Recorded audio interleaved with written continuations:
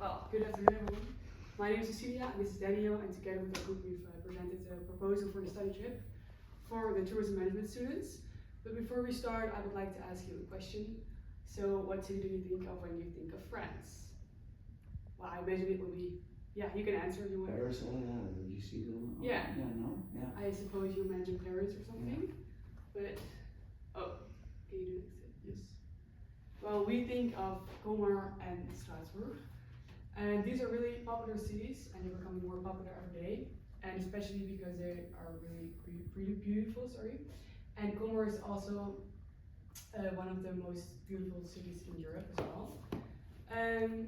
Yeah, you can go next. So where are these cities? Well, they're in the Asken region, and it's a region with a lot of vineyards, chateaus, and small places as well. And it's a really beautiful environment, and there's a lot to do as well. So from in Holland to Strasbourg is about 600 kilometers, so it will be within the 700 kilometers, and it's about 7.5 hours by coach, including breaks. And then from Strasbourg to Colmar, it will be about 1 hour, so it's really close by.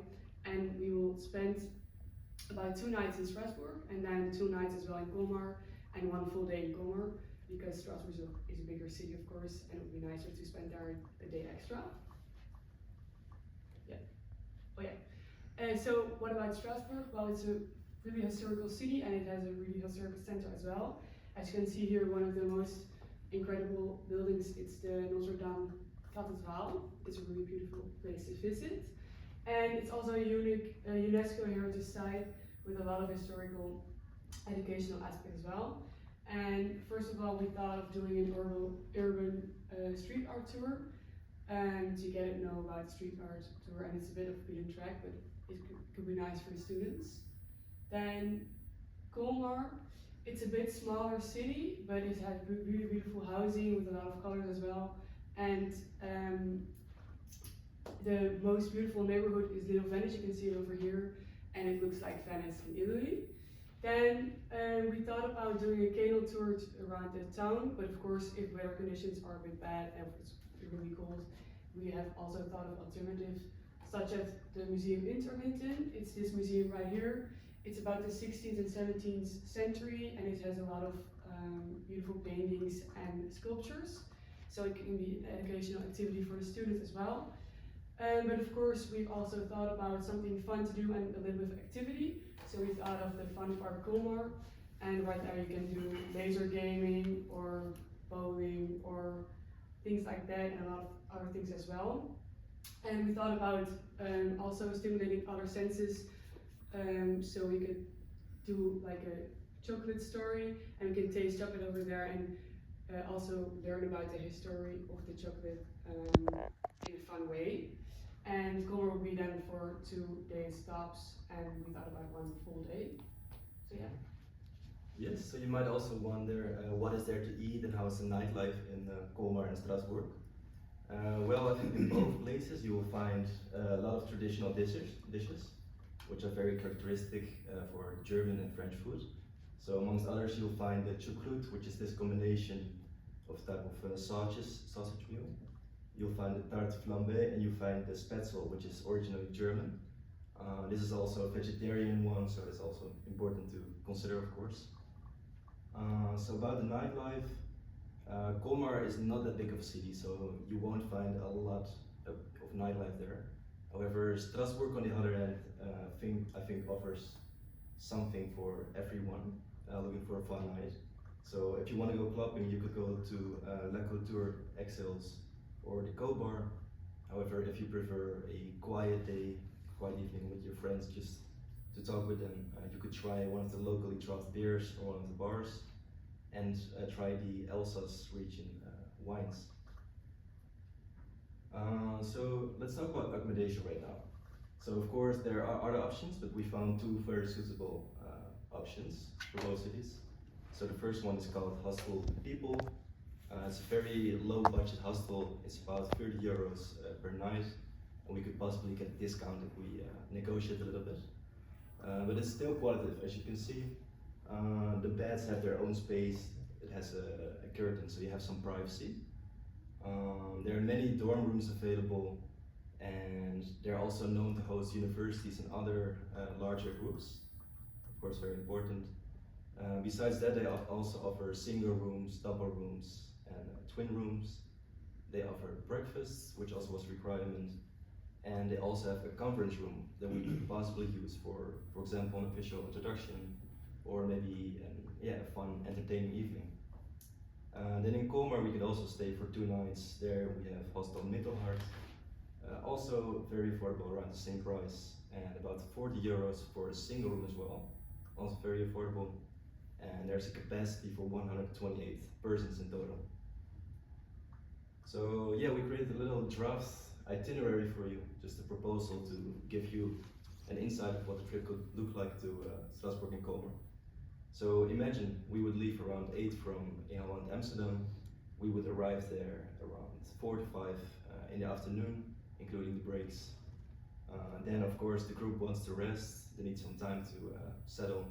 So we check in, we give them time to organize their stuff and to rest. Then in the evening we could have an official introduction and have a meal together at the traditional restaurant. Then the second day we could start to explore the city of Strasbourg.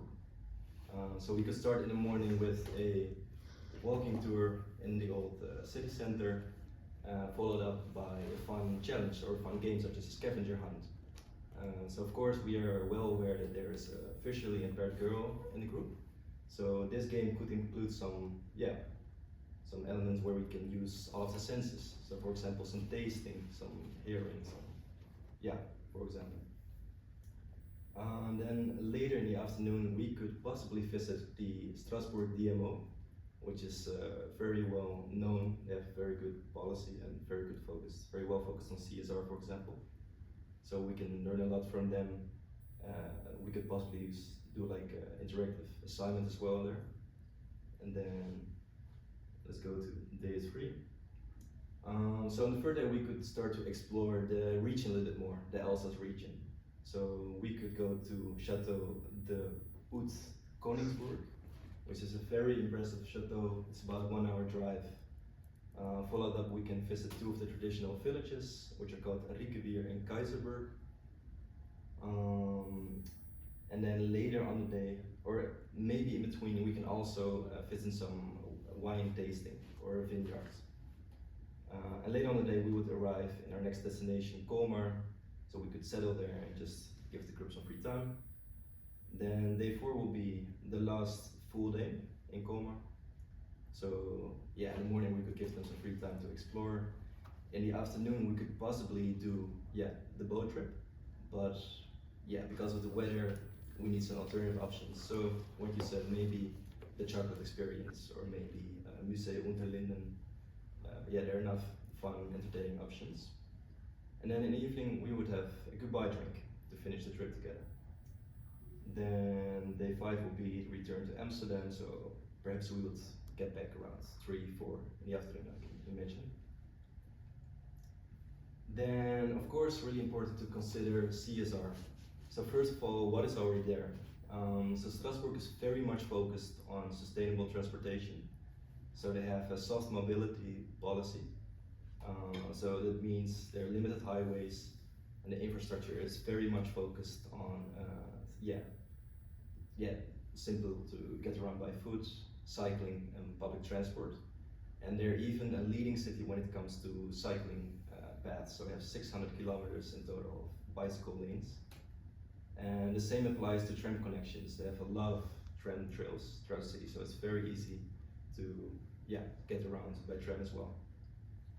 Some other sustainable measures that they take, they have been enhancing their green spaces in the city, a lot of new parks. And Strasbourg is also a member of the Destination Sustainability Movement. And lastly, they have increasingly, they have increased their focus on supporting local businesses and local suppliers. Then lastly, we can ask ourselves, how can we implement CSR in our trip itself? So of course we want to make it inclusive for everyone. We want to have a pleasant experience for everyone. So that includes the visually impaired girl. It also includes people who might get an allergy or something for some. So what I said, we can use that in the game, that we use off the senses, for example, and maybe a wine tasting experience or chocolate tasting experience is also very suitable. Then of course we want to support the local restaurants and the local vineyards, and we can make use of public transport in Strasbourg and Colmar if we want to get around larger distances. And we can visit the local DMO and learn about their CSR policy and their future plans. Yeah, so we've come to an end of our pitch right now, so thank you for your attention.